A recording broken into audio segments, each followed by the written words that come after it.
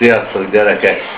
A megbocsátásról jutottak eszembe gondolatok, ahogy jöttem hazafelé, megint a városba elmentem, és az jutott eszembe, hogy ugye, ha véletlenül meglökünk valakit, akkor elnézést kérünk. Ha megbántunk valakit, és fölismerjük, hogy ezt mi tettük, és fölismerjük, és elvállaljuk a felelősségünket abban, hogy mi a másikat megbántottuk, akkor bocsánatot kérünk, és akkor kell megbocsátani.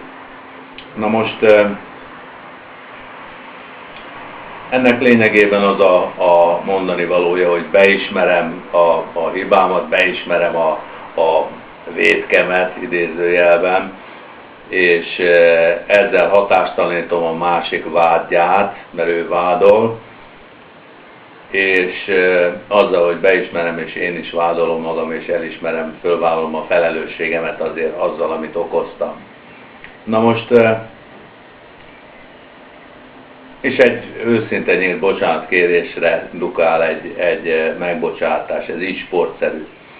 Van egy ismerősöm, aki nagyon szenved, amikor megbánt, és aztán szenved a bűntudattól, és utána változik, vagy változó az ő reakciója. Van, amikor elkezd magyarázkodni, mentegeti magát, van, amikor bocsánatot kér, és van, amikor azt csinálja, hogy bocsánatot kér, és amikor azt mondtam, oké, megbocsátok, azaz fölmentelek, elmondom az ő mentő körülményeit, amivel én megnyugtatom, hogy én ilyen szempontok alapján mentem föl.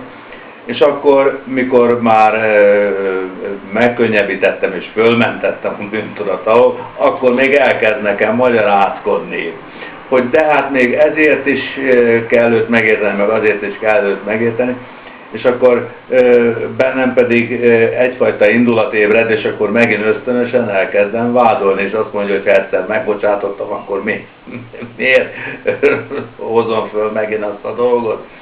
Ugye nem érti meg, hogy itt tulajdonképpen egyfajta hatás-ellenhatás lép föl, és a bocsánatkérés az annak az elismerőse, hogy én felelősnek, vétkesnek érzem magam azért, ami történt.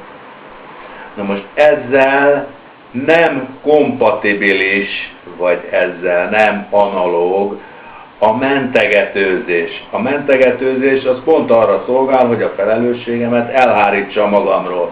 Akkor azt mondom, elnézést, de nem láttam, ha ráléptem valakire. De hogyha én megrúgtam valakit, akkor bocsánatot kell kérnem. Ingerült voltam, haragos voltam, ezért vagy azért, de belérúgtam. Akkor bocsánatot kérek.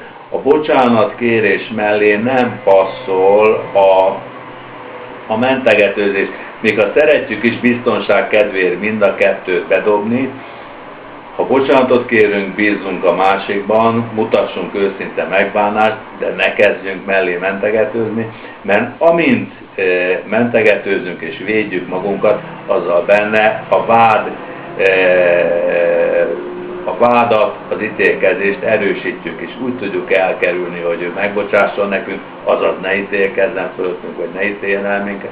Ha mi ezt megtesszük helyette, és azt mondjuk, hogy felvállaljuk, igazad van, ezt nem kellett volna, bocsáss meg nekem.